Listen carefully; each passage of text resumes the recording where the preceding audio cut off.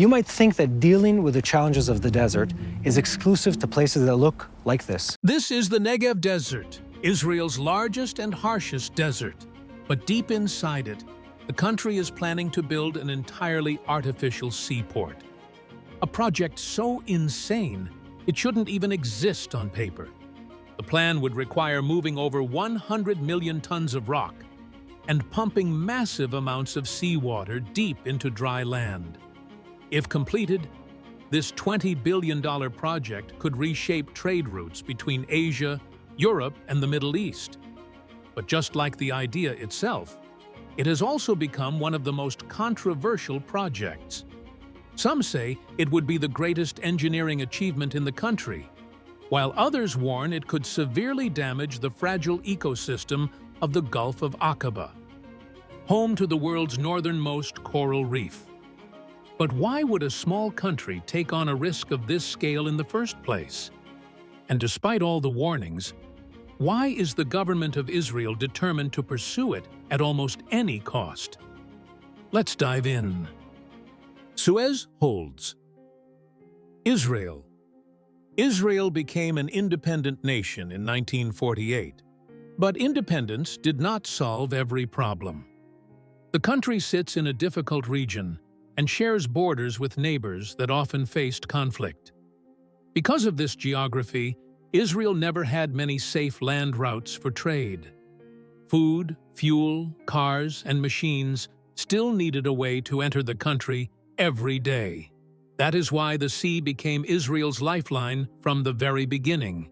Today, more than 98% of Israeli imports and exports travel by sea. The two biggest ports, Ashdod and Haifa, stand on the Mediterranean coast and handle most of the nation's cargo. But hidden behind these busy ports stands a narrow passage that controls much of Israel's future. That passage is the Suez Canal in Egypt. The canal stretches about 120 miles and narrows to around 670 feet wide in some places. Modern ships have become enormous, and many are larger than entire city blocks. Every vessel carrying goods to Israel must pass through this vital waterway. A single disruption there can shake economies far beyond the Middle East. History already showed how dangerous this dependence can become. During the Six-Day War in 1967, Egypt closed the Suez Canal for 8 years. Ships suddenly lost their shortcut and sailed around Africa instead. That detour added nearly 4,000 extra miles and increased costs for everyone. The lesson was clear, because trade routes can become political weapons overnight. Then another warning arrived in 2021 with the famous Ever Given incident. The giant ship became stuck and blocked the canal for 6 days. As many as 422 ships waited helplessly, while global trade slowed dramatically. Experts estimated losses at about $9.6 billion every single day. The world realized how fragile this route had become in modern times. New troubles appeared again in 2024 as tensions grew around the Red Sea. More than 2,000 ships traveled around the Cape of Good Hope instead. That longer journey added 10 to 14 extra days for many deliveries. Israel watched these events carefully because it did not control this route. Egypt controlled the canal, its traffic, and many of the rules. Canal fees climbed higher, and some ships paid nearly $700,000 for one trip. A nation's trade lifeline rested in someone else's hands. Leaders understood that depending on one narrow passage carried serious risks for the future. Every crisis pushed Israel toward the same uncomfortable truth. Strong armies cannot protect trade when geography creates a bottleneck at sea. Businesses worried about delays, rising costs, and uncertain deliveries across the world. Families rarely noticed these ships, yet daily life depended on them. Behind every supermarket shelf stood a journey across dangerous waters. The pressure grew year after year and forced leaders to think differently. Somewhere beyond the Mediterranean, possibility remained hidden in plain sight. That forgotten corner would inspire one of the strangest engineering dreams imagined. A bold search for another path had already begun far to the south, where a small city beside the Red Sea quietly waited. Tiny southern exit. Israel needed another path, so leaders turned their eyes south toward Eilat, the country's only city on the Red Sea. This small city sits near Jordan, Egypt, and the Gulf of Aqaba, making it one of the most important places in the region. At first glance, Eilat looks like the perfect answer to Israel's trade problem. Ships could enter from the Red Sea and avoid many dangers in the north. But geography had already written strict limits around this coastal city. The coastline stretches only 7 miles long, while the Gulf of Aqaba remains only 9 miles wide. Jordan and Egypt also share these waters, leaving very little room for growth or expansion. The dream looked simple, but reality stood in the way at every step. Hidden beneath these calm waters waited another problem that many people never noticed. Eilat's port handles only about 50,000 TEUs each year. Compare that with Haifa, which handles around 1.46 million TEUs every year, nearly 30 times more cargo. The gap was enormous, and many businesses quickly realized that Eilat alone could never support Israel's growing trade needs. Another obstacle waited below the surface, where ships entered the harbor every day. The water depth reaches only about 40 feet, but modern container ships need at least 55+ feet to dock safely and unload their cargo. Many of the world's biggest vessels simply cannot enter this port, no matter how important its location becomes. The challenge did not end at the shoreline, because moving goods inland created another expensive struggle. Eilat has no rail connection to Tel Aviv or Jerusalem, two of Israel's largest cities. Trucks must carry cargo nearly 150 miles across the Negev Desert every single day.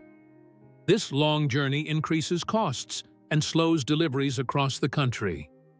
The government once proposed a 155-mile railway project costing about $8 billion, but after years of debate, the plan still remained only on paper.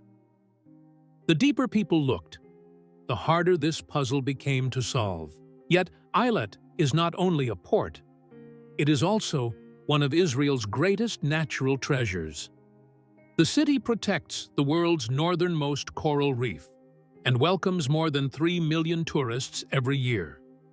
Hotels, beaches, and diving sites support thousands of local jobs and attract visitors from around the world. Expanding the port could threaten fragile marine life that survived for thousands of years. Suddenly, the problem became much more complicated than trade and shipping routes.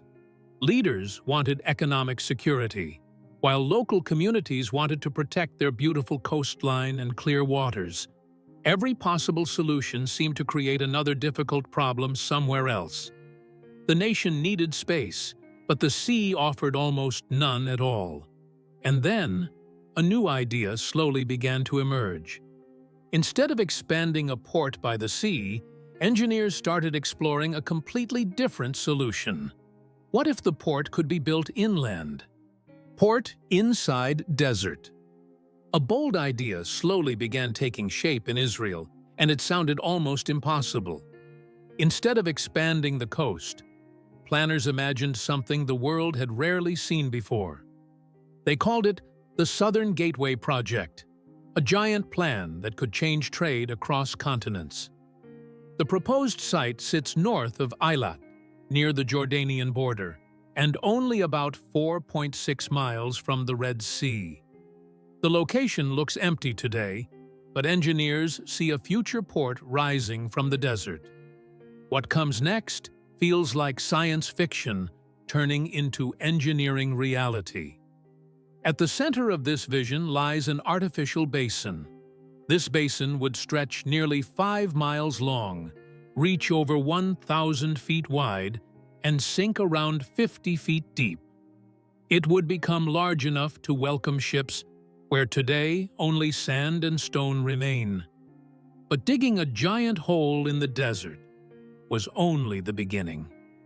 The real challenge involved bringing seawater into the heart of dry land. Engineers planned to pump 80 million cubic feet of seawater from the Gulf of Aqaba. The water would travel through a 5-mile underground pipeline hidden beneath the desert floor. Gigawatt pumps would keep water moving every hour of the day. A special waterproof lining would protect underground layers from saltwater leaks. Valves would control pressure and flow across the system. Massive 24-hour pumping stations would work non-stop, like the beating heart of an artificial sea. The desert would not simply hold water, it would stay alive through machines and engineering. The scale of this dream rivals some of the biggest projects on Earth. Some experts compare the idea with Saudi Arabia's Neom, while others see similarities with Dubai's Jebel Ali port. Those projects changed coastlines, but this plan aims to reshape an entire desert landscape. Imagine standing in silent sand and suddenly seeing blue water stretching toward the horizon. Imagine cargo ships arriving where no natural harbor ever existed. That image alone makes this project feel larger than ordinary construction. Yet every ambitious dream carries hidden dangers beneath its surface. Extreme desert heat could increase costs and create difficult maintenance problems over time. Engineers must balance innovation with nature while protecting the surrounding environment. Even so, supporters believe this project could give Israel a stronger future in global trade. Critics warn that nature often defeats even humanity's boldest plans. The debate continues as the desert waits quietly beneath the blazing sun. But this incredible harbor faces one enormous problem that could decide its entire future. Ships may enter the port, but goods must still travel across the country quickly and cheaply.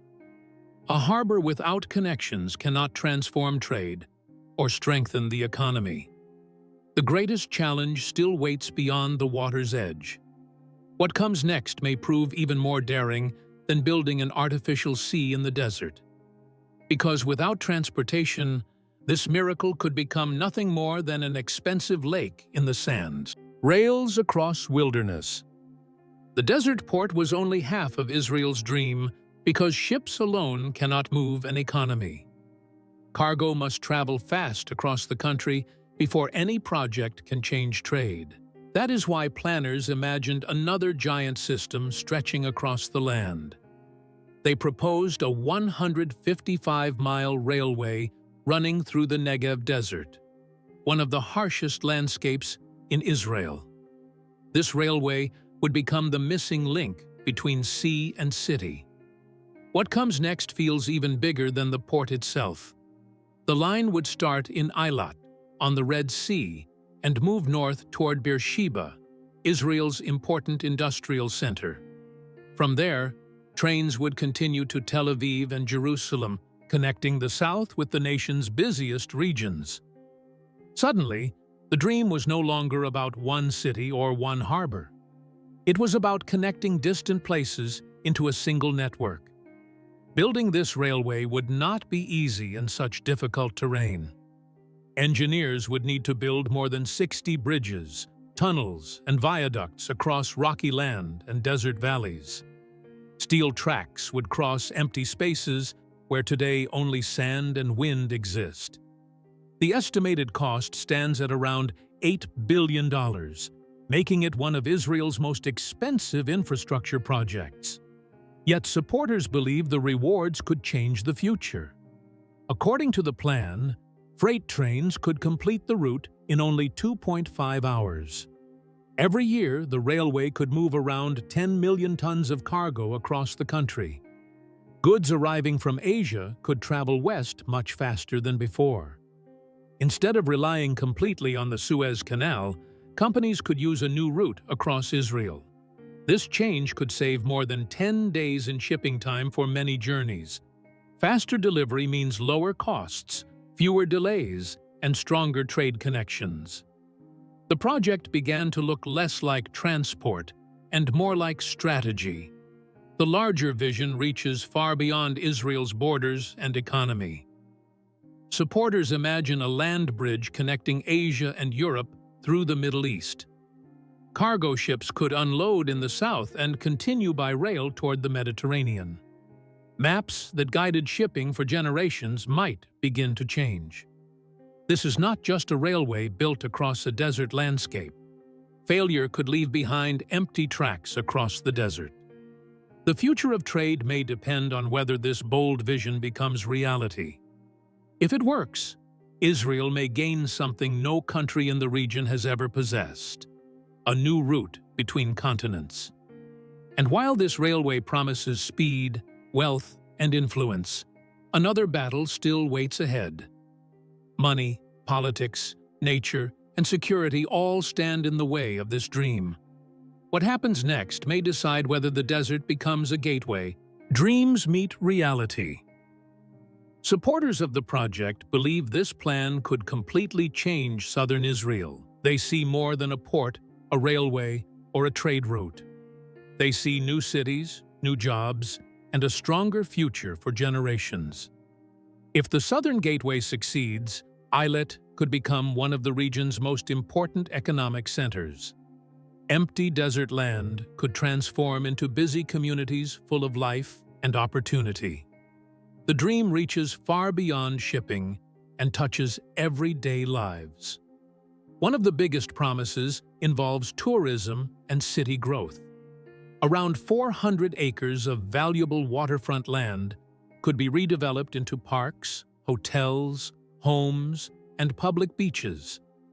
Some people already call this vision the future Miami of the Middle East. Israel's tourism industry could gain about $1.5 billion every year from these changes. Eilat's population could grow from 55,000 people to nearly 80,000 in the future. Israel's economy could grow by around 1.8%, adding roughly $2.5 billion each year. The project could create more than 150,000 jobs directly and indirectly across many industries. Busy ports in other regions could handle less pressure and fewer delays. Faster trade often means lower costs and stronger economic growth. The project also includes greener ideas for the future. Engineers plan to install solar roofing across parts of the infrastructure. These systems could reduce carbon emissions by about 30% over time. Countries such as India and South Korea have already shown interest in the project.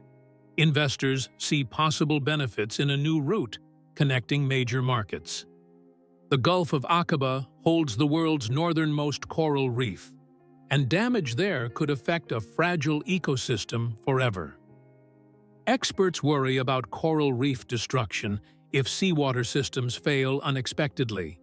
Saltwater leaks could cause salinization beneath the desert surface. Constant exposure to heat and salt may increase corrosion over time. Desert temperatures could speed up water evaporation across the artificial basin. Maintenance alone may cost around $1 billion every decade. These risks remind everyone that even great projects face difficult realities. The future still hangs between hope and uncertainty. Supporters imagine prosperity, while critics warn about unintended consequences.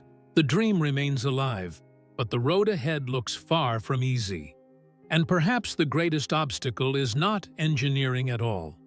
And perhaps the greatest challenge has nothing to do with engineering. Because before this vision can reshape trade, it must first survive the realities of politics, economics, and public trust. Future or desert? As of 2025, the Southern Gateway remains only an idea on paper. No construction has begun, and no cranes, tracks, or docks stand in the desert. The project still sits at the pre-feasibility stage while experts continue technical and economic review. Every year brings new studies, new debates, and higher costs. The dream remains alive, but reality keeps slowing it down. Another challenge hides behind the numbers and reaches far beyond engineering. Israel still depends on equipment and labor that must come through Egypt and Jordan, the very countries it hopes to depend on less in the future.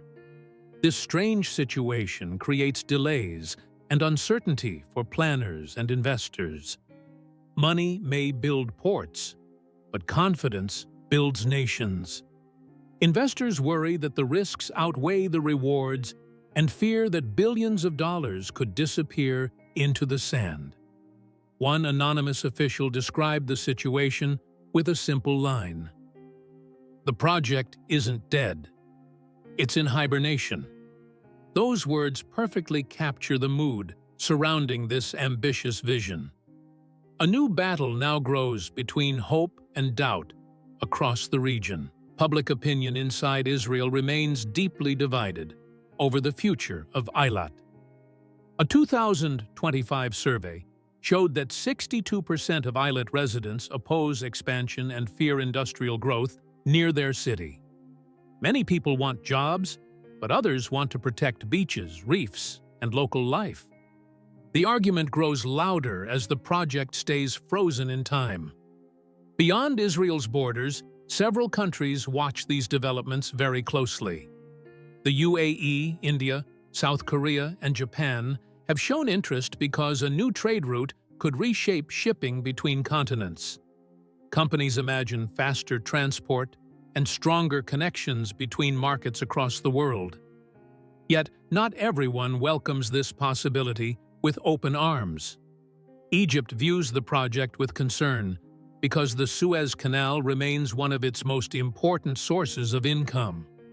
The stakes reach far beyond one country or one port. This story has become a struggle between desert and canal, future and history, innovation and geography. No one knows which force will shape tomorrow's trade routes across the Middle East and beyond. History often changes when impossible ideas meet difficult realities under the same sky. For now, the desert holds only plans on paper, but the decision made here could influence global trade for decades to come. In the end, the future of this project remains uncertain. Israel may still face many impossible challenges before this vision becomes reality, but the idea alone has already pushed the boundaries of geography and global trade. If humans can reshape deserts, then what else might be possible in the future? Share your thoughts in the comments. This is a debate for everyone watching today. If you enjoyed this story, don't forget to like the video and subscribe for more incredible projects, hidden histories, and engineering ideas from around the world. Until next time, thanks for watching.